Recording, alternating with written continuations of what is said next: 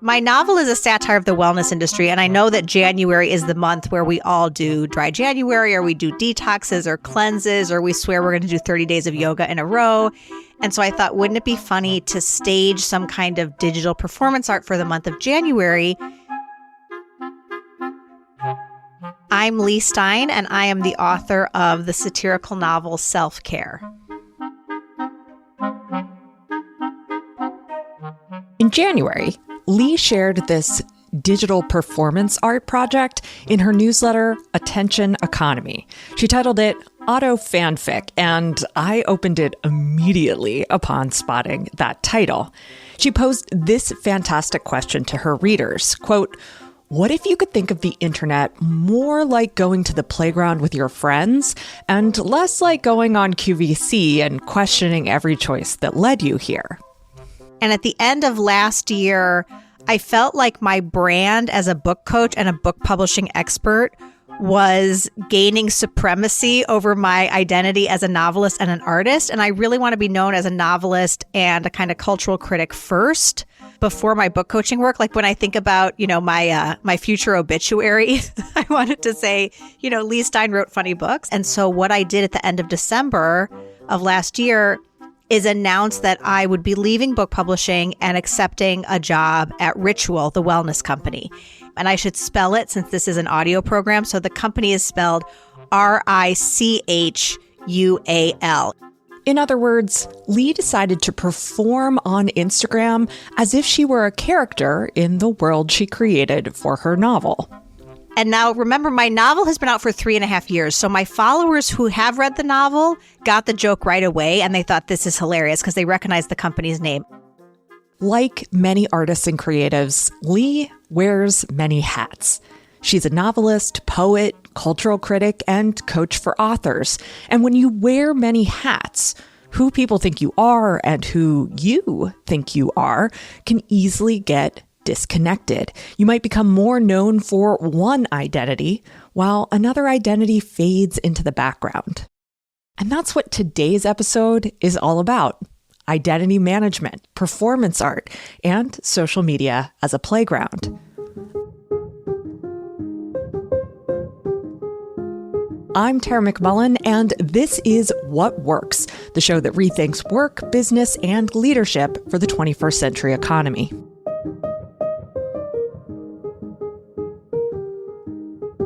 Identity is performative. According to many theorists, our speech, presentation, and actions produce and reproduce our identities. The way others receive those performances also help to produce our identities. This idea might be best known today through Judith Butler's work on gender. In their groundbreaking 1990 book, Gender Trouble, Butler argues that gender as an identity is socially constructed. A person who wears their hair long, puts on makeup, and dons a pink dress is likely to be perceived as a woman. And because the category of woman is associated with certain characteristics like affection, gentleness, and sensitivity, that person will likely be treated as if they possess those characteristics. That person, in turn, learns to perform those characteristics. Butler's theory echoes what Simone de Beauvoir stated decades earlier. One is not born, but rather becomes a woman. The same is true for any other identity, which of course does not negate material descriptions of a person. It simply means that those descriptions don't define us. Identity isn't something I am, and it's not something you tell me I am. Identity is the dance between those two perspectives.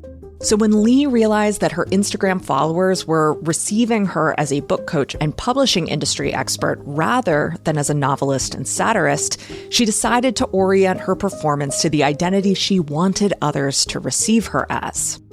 So then my husband, who's a very sweet, kind person, was so cringing and embarrassed on behalf of these people who know me. He's like, you have to tell them that it's a joke. Like, you have to confess because all these people think you really work at this company.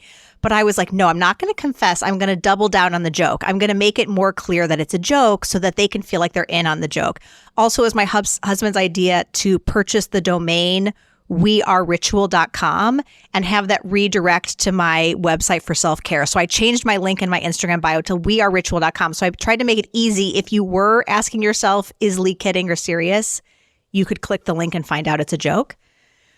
So I doubled down by posting the next day and saying how proud I was to work for a women-centered company that required us employees to get colonic hydrotherapy before we started at the job. To me, this is like so silly. It's so silly, but also it's so gross. Like me talking about my colon on Instagram, to me, that was like, what weirder thing could I do? I was really trying to like put a banner in the sky, like this is a joke. But even then, a famous influencer commented and said, with real concern, she was like, Leigh, you might be in a cult. Well, isn't that always what's so kind of insane about satire is how, like, that is believable, right? That someone would get a job in the wellness industry and have to get colonics before they go in. Like, it is absurd and also frighteningly real. And this was the great irony of my project because my novel, Self-Care, makes fun of kind of the incentives that social media gives women to confess and disclose and act vulnerable because that generates engagement and attention. So we get real vulnerable. And so I was imitating that on my own Instagram, but some people thought I was sincerely being vulnerable and authentic when I was actually skewering and satirizing it. So I started using Canva. I'm not a designer, but I just started using Canva and using their templates. Like I would search like minimalist wellness product or whatever.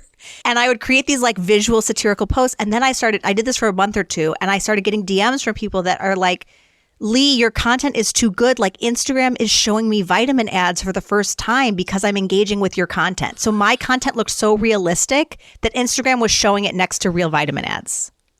That's disturbing.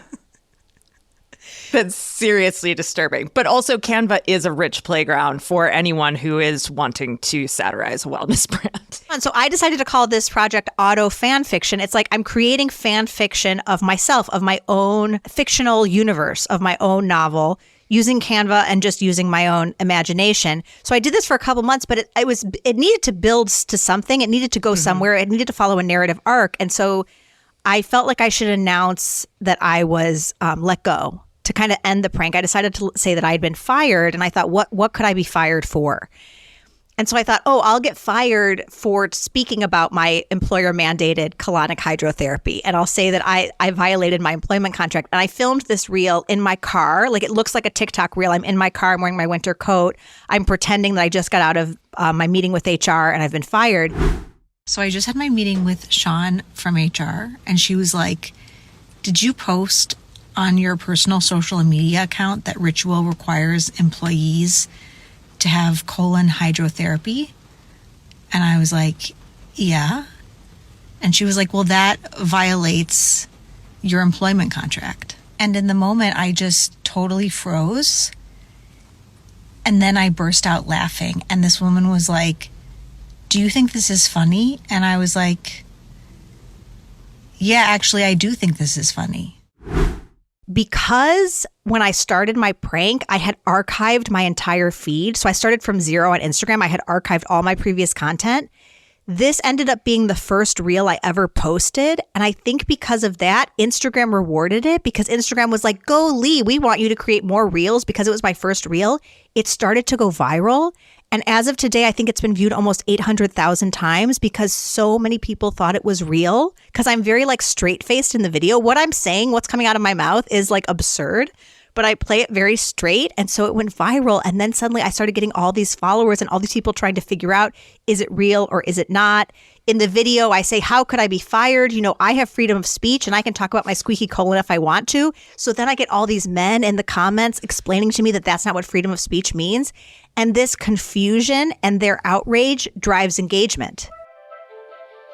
As Leigh said at the top, This is digital performance art.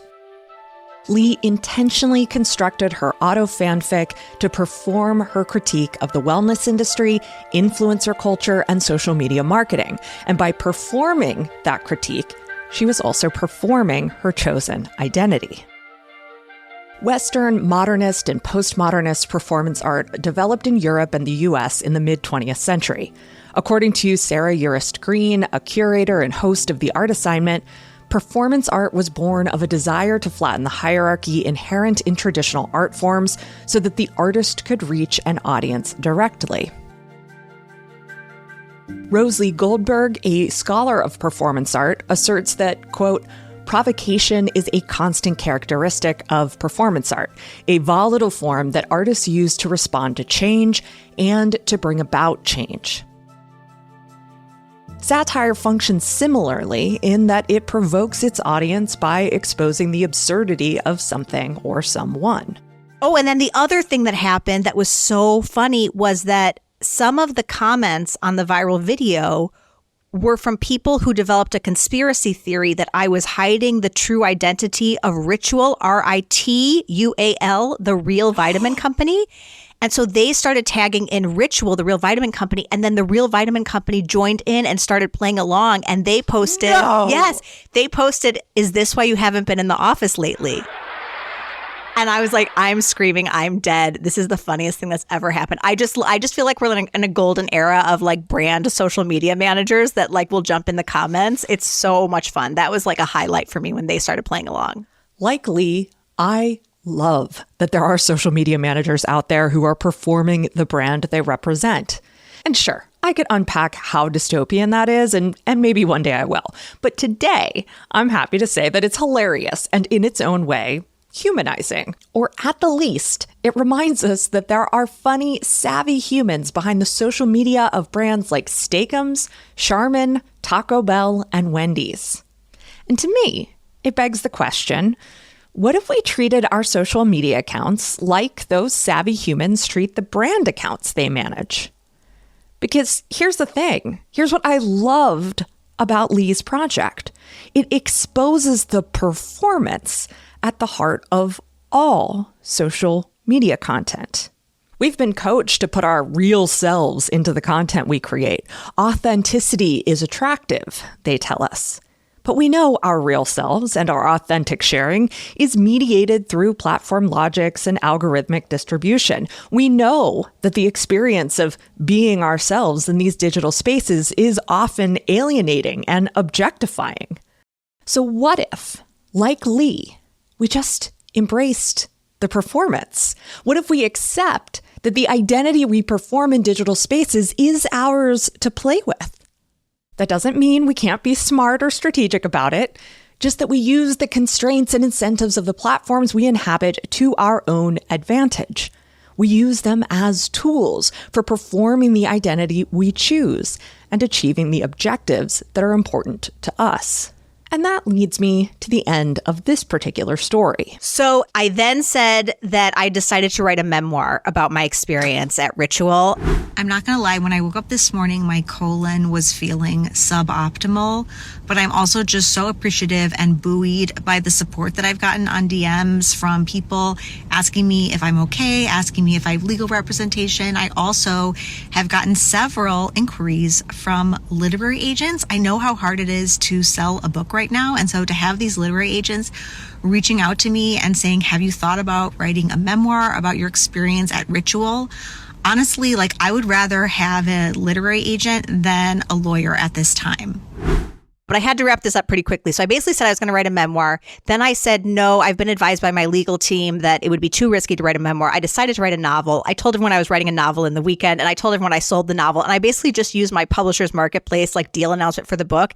And I whitened out the date again in Canva and just posted it. What was so funny too is that some of the comments on that post are like, kudos, Leigh, congrats, from women who've known me for like 7 years, like who've known me through the entire time the book has been out. So like they were totally oblivious to my book. Like they were following me for my advice on the publishing industry, but totally oblivious to the fact that I am an artist and a comedian and a writer.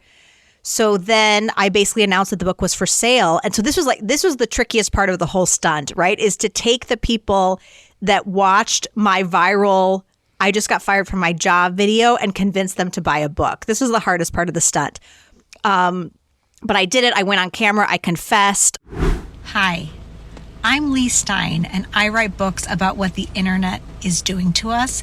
And for the past 2 months on Instagram, I have been doing what I would call Autofanfiction, meaning I have been performing fan fiction on the internet about one of my own books. It's called Self-Care. And in this book, I explore the various ways that women perform vulnerability and authenticity on the internet for attention and sympathy. I talked about what the prank was. I talked about what the book is. I say in my book, I make fun of this kind of confessional content. Now it's been enough weeks that I have seen a bump in sales. So it did work. Oh, wow. I did sell books because of this. I think I also sold books to writers who'd been following me for a long time but had never actually bought my book. So I think some people were like, wow, this was very entertaining. Sarah Urist Green, the curator I mentioned earlier, described one performance art piece this way, quote, "Guests arrive with little idea of what would happen, both witness to and participant in loosely structured actions." I mean, that could easily be a description of what happens anytime we open a social media app, right? We arrive in the feed with little idea of what we'll encounter, and we become both witness to and participant in the haphazard, algorithmically generated order of content. To me, this is also this is the golden age of content to me, where it's participatory with the audience. So it's not just the audience watching me on camera. It's that they're playing along in the comments section so that it feels interactive, but it also gives me ideas for my next video. So if I make a video and someone in the comment asks a question, that'll give me an idea for what the next video is in the story. Yeah. I mean, there is something so... I mean, it's just... The idea itself was so creative, and the execution of it was so creative.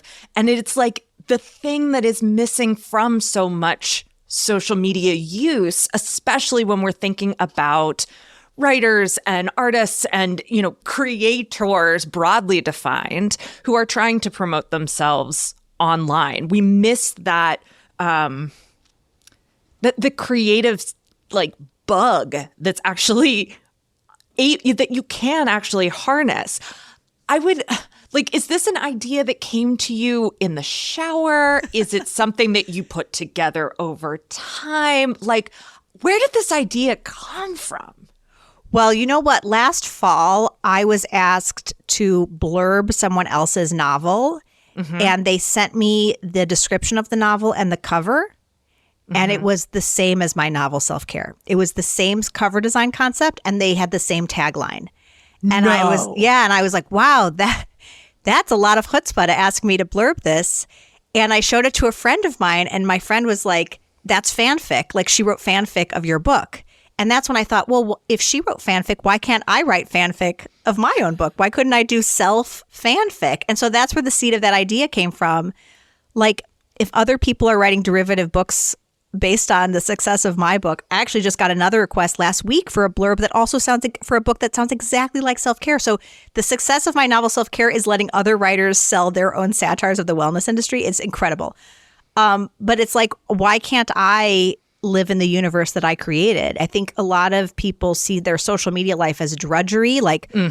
How people ask me, how many hours a week do you spend on this, Leigh? When do you make the time to do this? It's a chore.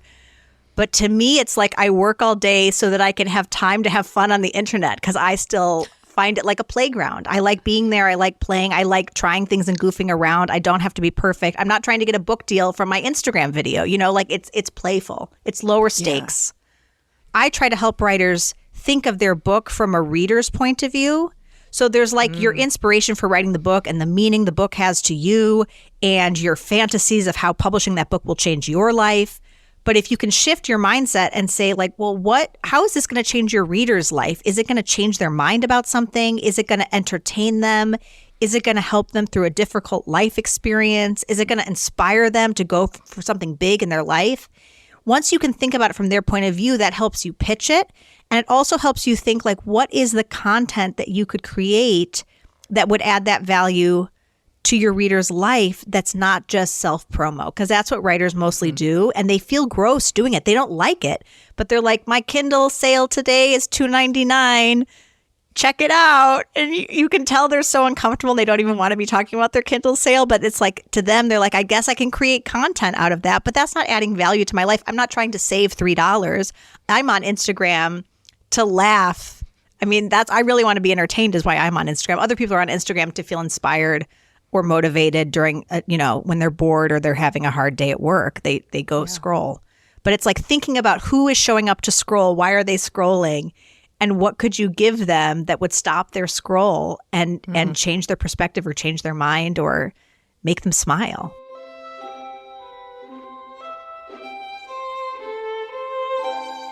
Talking to Leigh, I realized that one of the things that really makes her social media strategy work, and I don't just mean work in terms of commercial gain, but work in terms of how she performs her identity without the psychological stress so common to personal branding. What makes it work is the way she's cognizant of who she's performing for and what sort of feedback she wants from them. In fact, her performance of identity requires an audience to realize its full potential.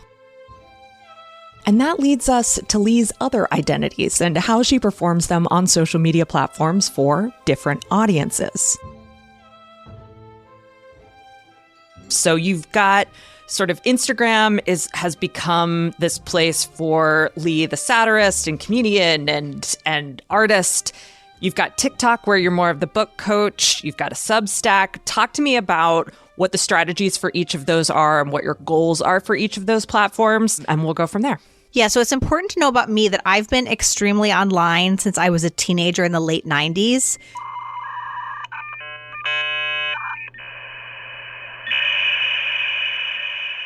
So the internet is where I make friends and find community. I'm very comfortable online. It's where I prefer to be. So Same. When there's a new platform, that's like fun for me. It's not like drudgery. So I'm always like trying to follow what's next and what's new because I actually enjoy it. And then I try to translate that for other people so that they can, for other writers, so they can choose what's relevant to them. Because I don't think everyone needs to be on 16 platforms. I think that's a waste of your time. So I think about what audience am I trying to reach and for what.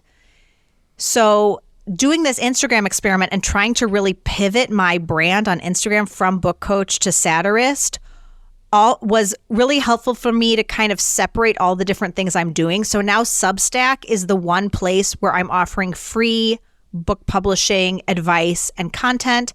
And when I do offer professional services or classes or writing retreats, I can promote them in the Substack. So the idea behind the Substack is I put out quality, valuable content, these free essays that I write. I find my Substack newsletter very easy to write because I know exactly who's receiving it. It's not a mystery to me. I know that writers are receiving it. I know that they open my newsletter because I give them something valuable every-ish week. And then at the bottom, I can let them know of any opportunities to work with me or to take a class with me. My Instagram is my novelist, satirist identity. And then I got on TikTok because I'm writing a TikTok novel that I'm trying to sell right now as we speak. This is kind of like my method acting for the book. Like I had to learn to be a TikTok content creator to write about TikTok content creators. So I got on camera. I was very uncomfortable. Like it was not like a thing I really wanted to do. But I think for me, seeing what other people are doing and then imitating or copying them is how I learned it. So there was a creator named Eleanor Stein who made these kind of video essays about poems, short stories, essays. And they aren't very high tech. Like she uses the green screen effect, but that's it. She just shows text behind herself and then talks to camera. And I was like, I think I could imitate this. Like it's not too sophisticated. So that's what I started doing. What is the uncanny and what does it have to do with Gothic fiction? Freud wrote this article in 1919 about the uncanny, where he basically defines it as the familiar made frightening. So once I found my person to imitate, I started creating content. And I've had a few videos pop off and go viral on TikTok. So I've been creating content there for like 2 years. I have about 10,000 followers. I just think TikTok's algorithm is so powerful. I have a bigger following on TikTok than anywhere else. But my long-term strategy there is I am creating content for readers. So I'm part of the Book Talk community. I joke that I'm the aging millennial of Book Talk. I'm one of the older ones on there. I'm 39. I'm the grandmother. Grandma just called and said you're supposed to go home. But I'm creating bookish content. But the goal is that, I've built this community, I've built this audience long term. Hopefully, if TikTok doesn't get banned, I hope it doesn't. Long term, this will be my audience for then my next TikTok novel. So when I'm thinking long term about my strategy, it's my Instagram audience and my TikTok audience who will be buying my next book. Because again, building an audience of writers is not the same for my book. Like my Substack audience, I love them. And like Substack, I'm seeing a lot of growth on there too. I really like that platform. But even the other day, I got a message from someone on Substack who's like, I've never heard of your book before. I was like, wow, you've never heard of my book before that came out in 2020. It's just a totally different audience. They just see me as their teacher, their mentor. They don't see me as a novelist.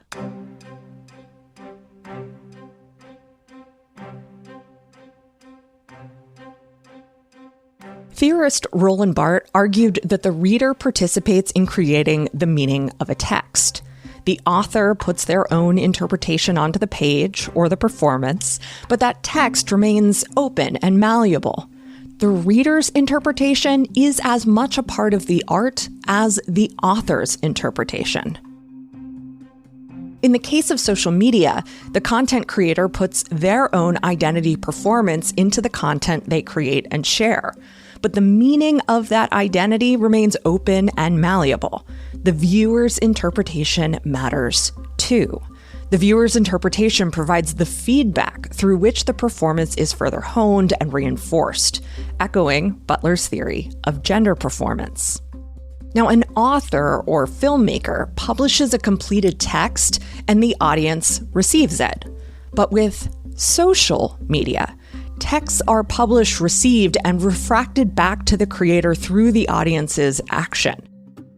The text is always ongoing, an artifact of identity that's only ever partially formed. The ongoing nature of the social media performance often causes tension for the content creator when the performance itself is left ambiguous.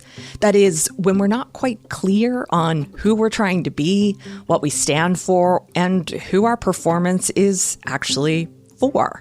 By being strategic with her social media performance, Leigh removes much of that ambiguity. That doesn't make her media less social, though. Rather, her approach gives the audience more to work with. She invites the audience into the social construction of her identities in a more productive way. I think I do have more of an optimistic view of social media. I think of it like a tool. At the same time, I have joked that the TikTok algorithm is like an abusive boyfriend. Like it'll reward you and you think you're doing a good job. You're like, oh, you want more of that? And then it'll take away its favor and attention. And you're like, what did I do? How could I get back into your good graces? It can be pretty punishing. So I try not to worry too much about whether the algorithm is rewarding me or not. And I just try to keep creating stuff. And again, focus on what is in my control and what isn't. I can't control the TikTok algorithm. It is sad that on Instagram, that reel of mine went viral because it was the first reel I'd posted on my new incarnation. While meanwhile, I know women with way more followers than me that aren't getting any traction on their reels, and they've been posting for a long time. And so they're like, what's wrong with the algorithm? So it's not fair. It's not a fair and equitable system. Remember, social media platforms are not peer-to-peer. They are peer-to-machine-to-peer. Leigh's approach to creating content and socially constructing her work and artist identities is still subject to the machine. It is frustrating. It's not fair or equitable. And it is a concession we have to make to use these tools as they are currently built. But if it's a game you want to play, that concession might well be worth it. That's also why I diversify my portfolio of social media platforms, that I don't just put all my eggs in one basket.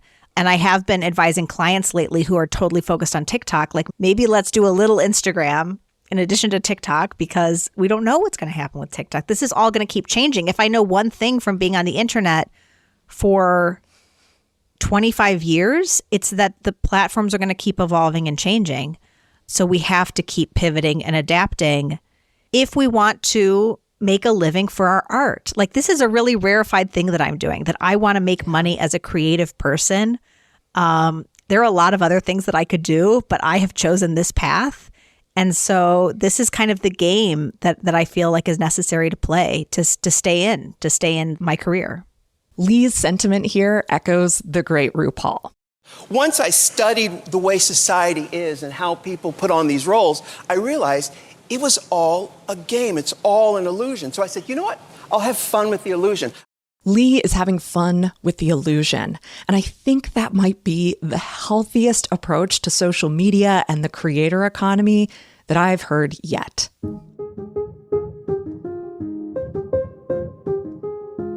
Huge thanks to Leigh Stein for sharing her stories, experience, and time with me. You can follow Leigh's performance across the platforms we discussed. On Instagram, she's at Leigh Stein. On TikTok, she's at Leigh Stein. And on Substack, you can find her at leighstein.substack.com. You can find out more about her books, services, and other goodies at leighstein.com. My work on subjects like empathy, the self-help industry, and time is possible only because of listeners and readers who chip in as premium subscribers. If you enjoy What Works and you want to see this kind of thinking continue, please consider upgrading if you have the means. For just $7 per month, you get access to my premium columns, live quarterly workshops, and discussion threads. Go to whatworks.fyi to upgrade. That's whatworks.fyi. What Works is a production of Yellow House Media, a podcast production agency for people changing the way we think about culture, creativity, leadership, and work. Our production coordinator is Lou Blazer.